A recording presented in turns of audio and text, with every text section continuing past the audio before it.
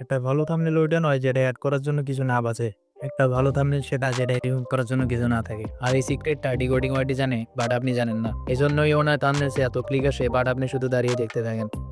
একটা professional thumbnail বানানোর জন্য আপনাকে কোনো ডিজাইনার হতে হবে না, কিন্তু আপনাদের এই 4টা পার্টের নলেজ হওয়া অনেক জরুরি। এই পয়েন্টসগুলো জানার পর আপনিও ফোন দিয়ে এরকম থাম্বনেল বানাতে পারবেন। ভিডিওটা ইম্পর্টেন্ট তো পুরোটাই দেখুন, আমি আপনাদেরকে পুরো প্রসেসটা দেখিয়ে দিচ্ছি। Number 1, colour combination.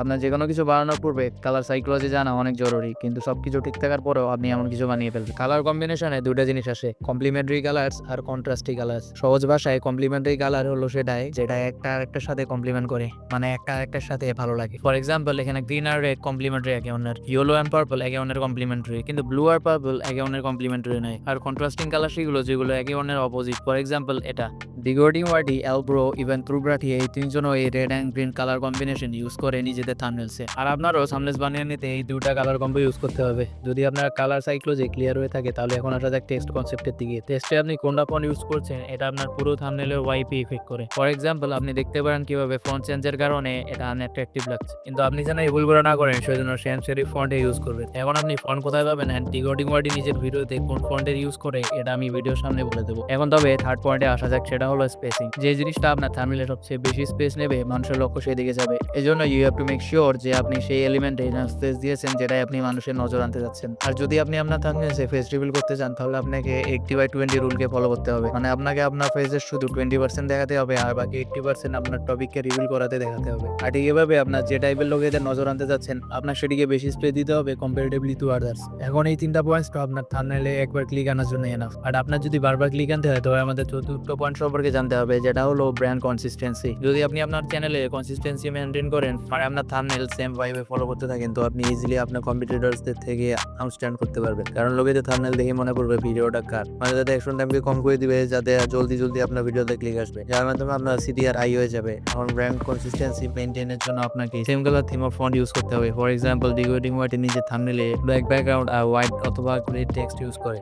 এখন আপনারা যদি এই 4টা পয়েন্ট বুঝে গিয়েছেন, তো আপনি অলরেডি 50% কাজ করে ফেলেছেন একটা প্রফেশনাল থাম্বনেল বানানোর জন্য। বাট টিউটোরিয়ালে যাওয়ার আগে আমি আপনাদেরকে আরো কিছু পয়েন্ট সম্পর্কে বলতে চলেছি, যার সম্পর্কে আপনাদের লক্ষ্য রাখতে হবে। Number 1, useless element. আপনার থাম্বনেলে যত কম জিনিস থাকবে তত স্পেসিফিক আর ভালো দেখাবে, আর লোকেদের এরকমই থাম্বনেল পছন্দ। Number 2 is alignment. ফুল অ্যালাইনমেন্টের কারণে বেশ কিছুটা স্পেস এমটি ক্রিয়েট হতে পারে, যেটা আপনার পুরো মেহনত বরবাদ করে দেবে। ফর এক্সাম্পল, আপনি এটা দেখতে পারেন শুধু অ্যালাইনমেন্ট চেঞ্জ করার কারণে থাম্বনেলে কত বেশি ইফেক্ট করে থাকে। আর number 4 is optimising for all devices. আপনার ভিডিওকে যে কোনো প্রকার ডিভাইসে দেখানো হবে, তো আপনাকে এটা ইনশিওর করতে হবে আপনার থাম্বনেল সব রকমের ডিভাইসে কিরকম দেখাবে। আর এটা আপনি করতে পারেন যেটার নাম thumbnailpreview.com। এখানে গিয়ে আপনি আপনার থাম্বনেল আপলোড করে দেখতে পারবেন কোন ডিভাইসে কিরকম দেখাবে। এখন আসা যাক টিউটোরিয়ালের দিকে। এখন আমি এই ফটোটা এডিট করতে যাচ্ছি, কারণ এই ফটোটা এডিট করতে সবচেয়ে বেশি এলিমেন্টস ইউজ করা হয়েছে।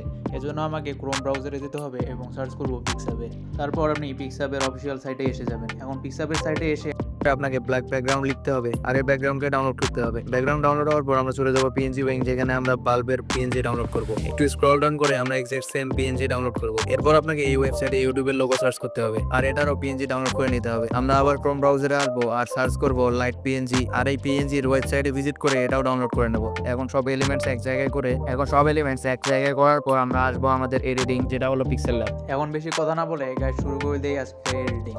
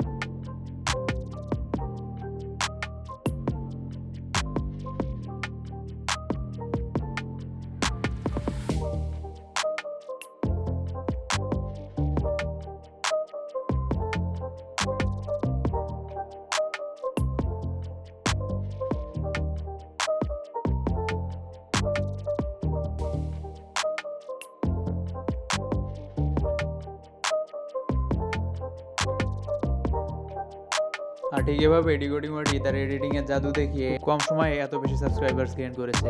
যতগুলো টুলস আর এলিমেন্টস ইউজ করা সম্ভব সবগুলোই আমি এই থাম্বনেলসে করার চেষ্টা করেছি।